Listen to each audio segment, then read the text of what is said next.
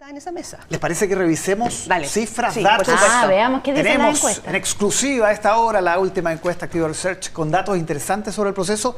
Ahí, señor director, pasamos a revisar las primeras gráficas que tienen que ver, por ejemplo, con la evolución, ¿no?, de la intención de voto del plebiscito de salida. Y ahí vemos que, digamos, el voto a favor, el voto... Más o menos se mantiene en un 11,5%, 11,3, 11,5%. Y el en contra está subiendo de un 27,4 a un 36,3. Vamos a conversar a esta hora con Ramón Cavieres, que es el director ejecutivo de Activa Research, que ya está en contacto con nosotros para ir analizando y también revisando otros resultados. Ramón, ¿cómo estás? Muy buenos días. Hola Álvaro, buenos días. Muchas gracias por la invitación. Muchas gracias por compartir estos resultados con nosotros aquí en Mesa Central. Las primeras líneas, las primeras conclusiones de este estudio que estamos revisando. Bueno, mira, respecto al tema del proceso constituyente, yo diría que hay un tema importante en la encuesta que nosotros estamos monitoreando en el tiempo, que aún tenemos del orden del 36% de la población que está indeciso, que no tiene posición respecto si va a ir en contra o va a ir a favor respecto al proceso constituyente. No obstante, comparando el dato del en contra en relación a la medición de agosto, este aumentó en 10 puntos, ¿ya? Lo cual va marcando ya una tendencia no menor. Sin embargo, insisto yo que hay un 36% de indecisos. Y esto yo estimo, digamos, podría eventualmente, dependiendo de cómo sean las conversaciones en el proceso constituyente, en la convención, de qué manera estos segmentos indecisos se podrían ir cambiando. No obstante, se ve al día de hoy bastante difícil, digamos, que eventualmente el favor pudiera ganar en diciembre. Claro, porque se mantiene bien estable, ¿no? Mantengamos por favor, esa gráfica para ir con los detalles. En torno a un 11%, o sea, es bien mínima la variación del a favor. Como que lo que se ha aprobado en el último tiempo no cambia mucho las cosas. Claro, además que aquí hay un tema muy importante también que tiene que ver con que la ciudadanía, este proceso lo ve lejano, hay poco interés respecto al proceso. Hay bastante desconfianza, un 63% de la población tiene desconfianza en el proceso. Por lo tanto, el porcentaje que está en contra, yo diría que hay un mix, ¿ya? Respecto, primero, que hay un porcentaje de la población que en definitiva no quiere los extremos, ¿no? Ni de derecha ni de izquierda. Y por otro lado está en contra del proceso como tal, digamos, que tiene que ver ya con un cansancio de prácticamente 5 años respecto al proceso constituyente. Por lo tanto, no es tan solo un tema de contenido, un tema de texto, hay un tema de agotamiento que tiene la ciudadanía y ese es un tema difícil de cambiar, digamos, respecto a un comportamiento electoral. Sí, de hecho una de las preguntas tiene que ver con qué pasaría si es que se rechaza, con la continuidad del proceso. Revisemos esa gráfica, por favor, señor director, para hablar también de qué ocurriría si es que finalmente se impone la opción del rechazo. Y ahí el 24% dice iniciar un nuevo proceso constituyente, un 26% reformar la actual constitución y un 28,8% que es la opción mayoritaria, si bien están bastante cerca cada una de ellas, cerrar el ciclo constitucional y seguir con la actual constitución. Estaba revisando una conversación que tuvimos hace un tiempo, Ramón, y tú decías, a mí me parece que el momento constituyente como que ya pasó, y esto parece darle cierto sentido a esa palabra. No, de todas maneras, el momento como tal, la efervescencia, la intensidad de tener una nueva constitución, eso fue un proceso que ya pasó desde el punto de vista de la ciudadanía. Si uno analiza los datos que tienen en pantalla en estos minutos, estamos hablando que el 54% aproximadamente de la población prefiere quedarse con la constitución actual o reformar lo que tiene actualmente, digamos. Solo un 24% ve un espacio para un nuevo proceso. Por lo tanto, lo que conversábamos anteriormente, hay un agotamiento importante respecto a la posición frente al proceso constituyente, y eso de alguna manera, el concepto de en contra, de alguna manera se correlaciona. Ramón, una pregunta a propósito del en contra. Todos sabemos, y tú lo sabes bien, que las encuestas muchas veces miden y recogen un sentir ciudadano. Muchos dicen que estamos en los tiempos del malestar, y estamos en los tiempos del malestar en que para la ciudadanía votar en contra de algo es finalmente, ¿no es cierto?, un punto de fuga, es querer manifestar justamente ese malestar. ¿Crees tú que existe la opción de poder dar vuelta a estas sensación ciudadana de la opinión pública.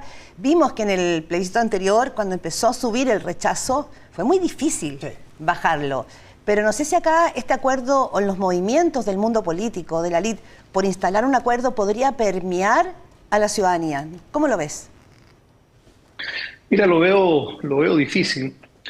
Primero porque la ciudadanía, no tan solo en este proceso, sino la ciudadanía hace muchos años tiene un descontento con la política en general. Hay un tema de desprestigio de la política, del Congreso, hay un cuestionamiento respecto a los partidos políticos, hay una desconfianza en general frente al sistema político. Por lo tanto, ese elemento es difícil de cambiar en base a un proceso particular de lo que tiene que ver con lo que estamos viendo en estos minutos.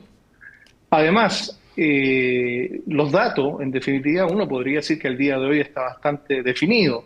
Sin embargo, queda un espacio. Pero el descontento que tiene la ciudadanía con el proceso político que está viviendo Chile es muy grande, ¿ya? La desconfianza frente a los políticos es muy grande.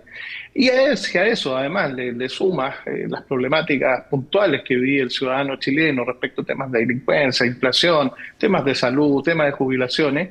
La mente, el sentido hoy día de los ciudadanos está puesto en ese tema, ¿ya? Y este tema constituyente lo agotó bastante ya. Sí.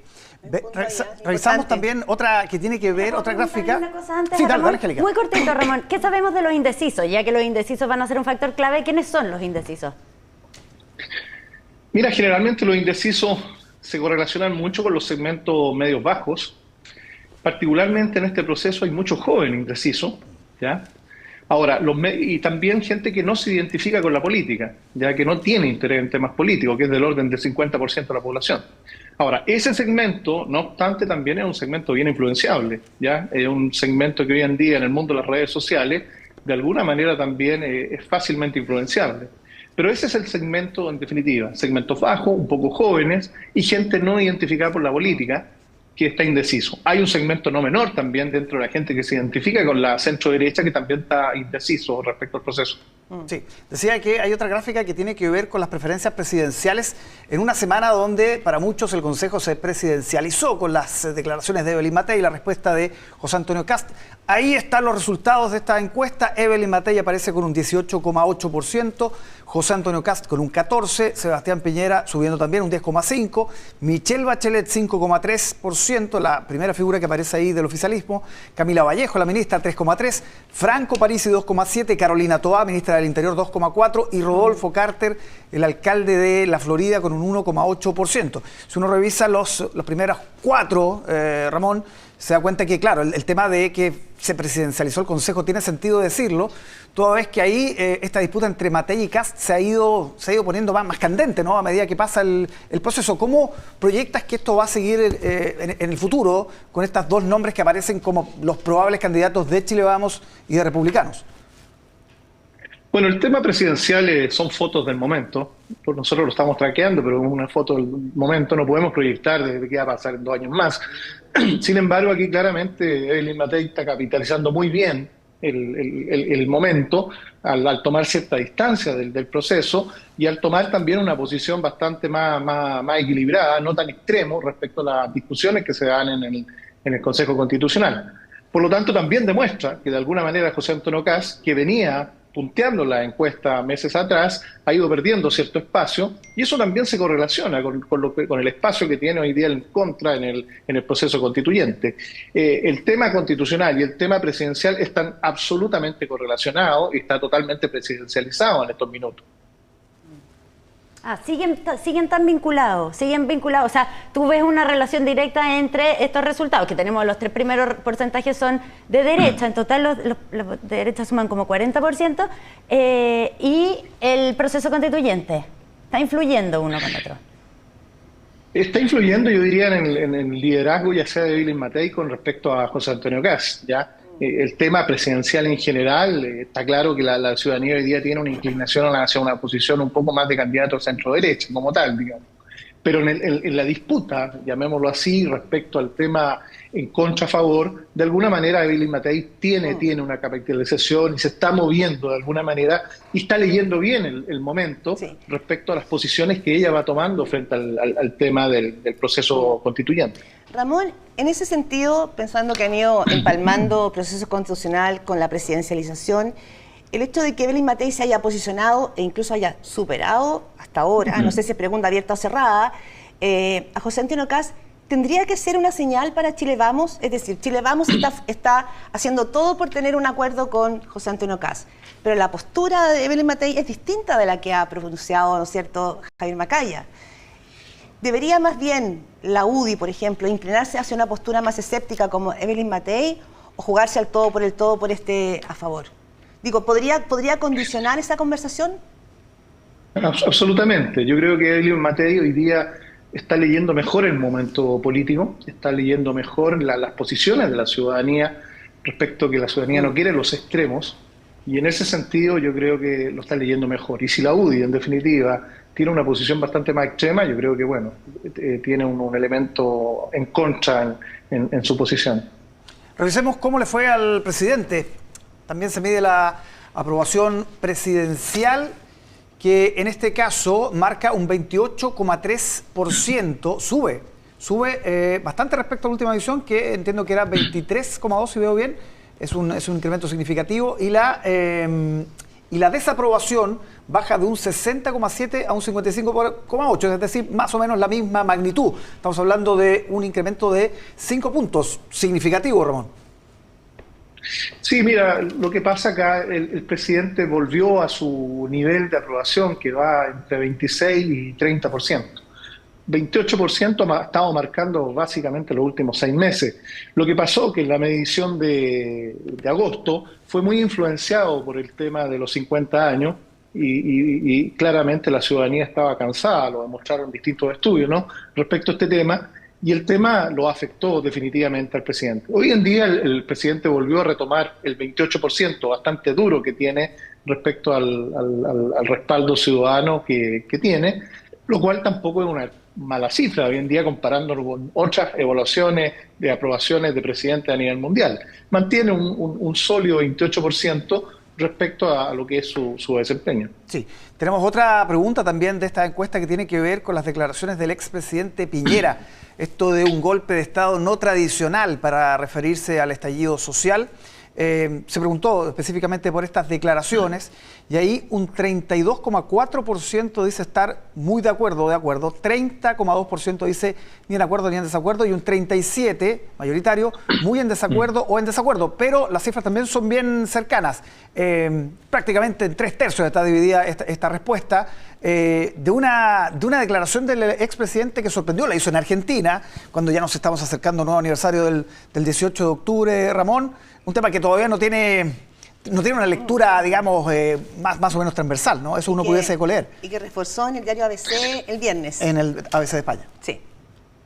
Sí, lo que están demostrando estas cifras que no es un tema que tampoco le quita el sueño a la ciudadanía, no es un tema, y lo vimos con el tema de los 50 años, que no es un tema de interés la ciudadanía, y este tercios que se ven en términos de no tener una posición clara, en términos de mayoría, está demostrando eso, que no es un tema en definitiva que interese mucho. Estamos hablando de un 30% que no está ni de acuerdo ni en desacuerdo.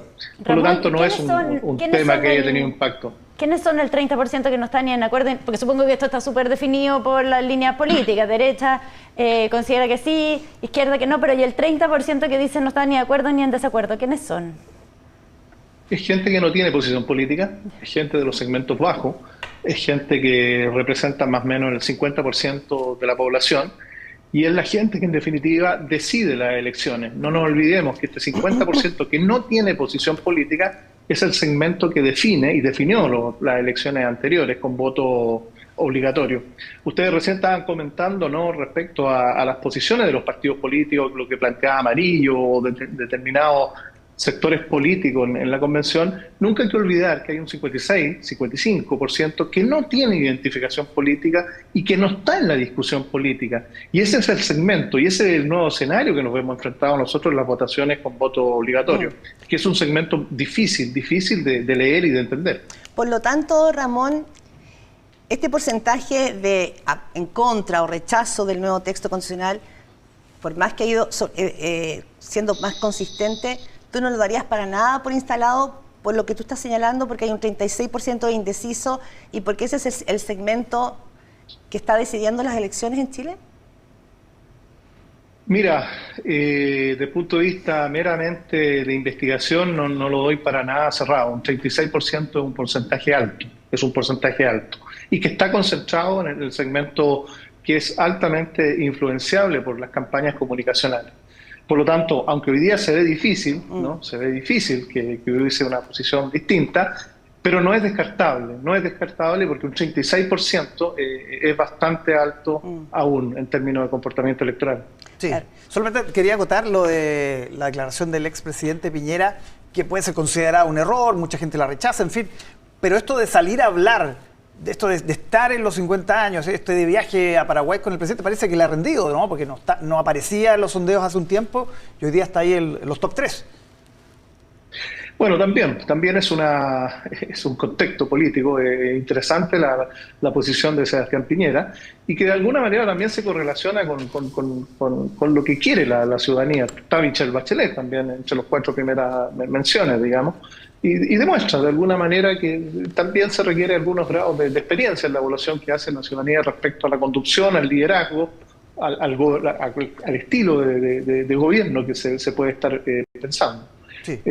Por lo tanto, insisto, el tema presidencial es un tema que falta mucho, pero que de alguna manera va marcando la pauta un poco de elementos que están entre líneas respecto cruzados con el tema del proceso constituyente que estamos viendo. ¿Y qué te dice que el liderazgo oficialista más importante a esta hora sea Michelle Bachelet, por sobre los ministros, por sobre otras figuras?